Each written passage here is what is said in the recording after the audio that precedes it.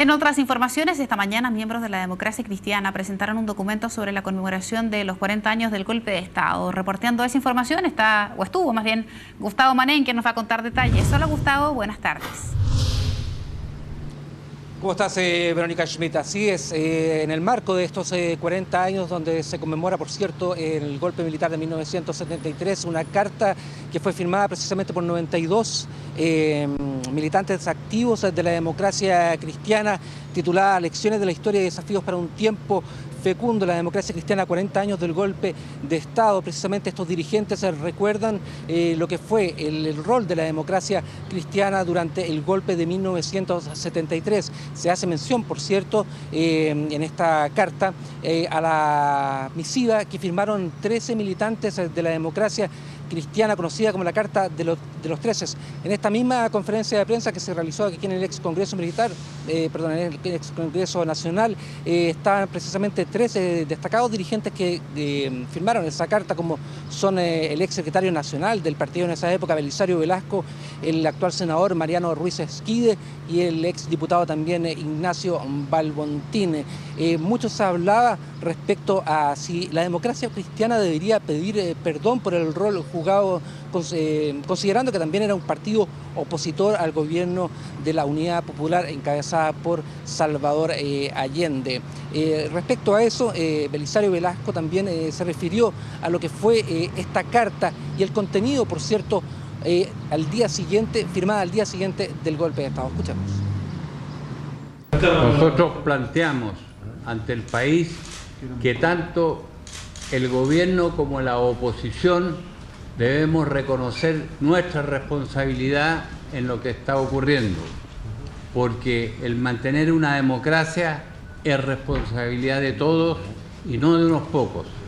Señalé también que el primer presidente democrático de este país, después de la noche de 17 años, Patricio Aylwin, en el año 1990, pidió perdón al país por la violación tremenda de derechos humanos que había ocurrido en los años de la dictadura cívico-militar de derecha.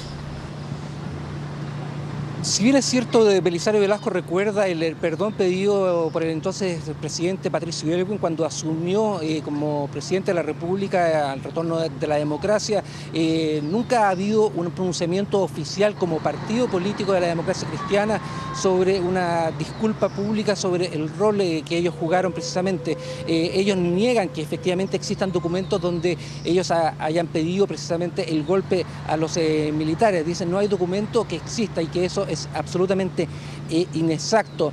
De hecho, es más, el mismo senador Mariano Ruiz Esquide dijo que efectivamente, si bien es cierto la democracia cristiana era oposición al gobierno de Salvador Allende, nunca pensaron que la junta militar se iba a extender por mucho tiempo, que eventualmente iban a entregar en pocos años, luego de asumido el gobierno, a un gobierno civil. Sin embargo, la historia fue bastante difícil y así lo recuerda el senador Mariano Ruiz Esquide.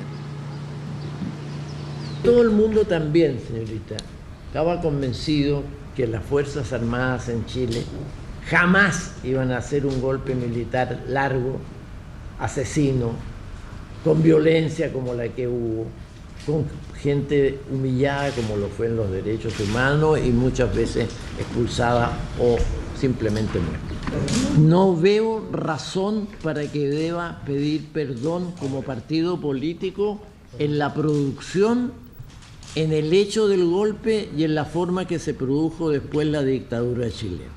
Dos, con absoluta claridad, lo que tuvimos en la democracia cristiana es una diferente visión de cómo enfrentar el tema una vez producido el golpe.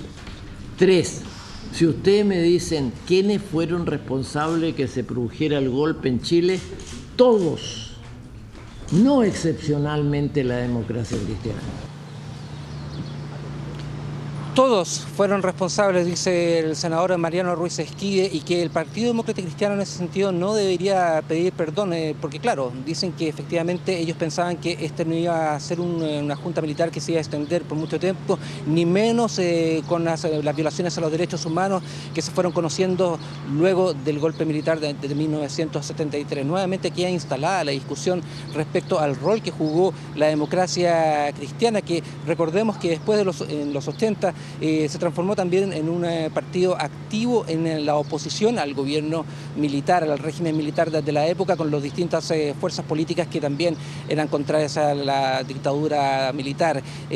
Por cierto, ellos hacen hincapié de que efectivamente el perdón de Patricio Aylwin también lo representa a ellos. Y es más, la misma directiva actual de la democracia cristiana quiere hacer suyo como un documento histórico esta carta firmada por los 13 militantes de esa época, en 1973, como un documento propio de la democracia cristiana que los interprete a todos. También es un llamado precisamente de estos dirigentes que hoy día estaban hablando, que se haga suyo esa condena al golpe militar de 1973. Se recordaba también que muchos de los militantes de la democracia cristiana que fueron partícipes también, o que participaron también o colaboraron con el gobierno militar, a los pocos meses algunos que continuaron trabajando con el gobierno militar fueron expulsados del partido. Entonces, bueno, el rol de la democracia cristiana nuevamente en el tapete de la discusión, y salen precisamente estos dirigentes a reconocer de que efectivamente fue un partido que, si bien es cierto, fue oposición al gobierno de Salvador Allende,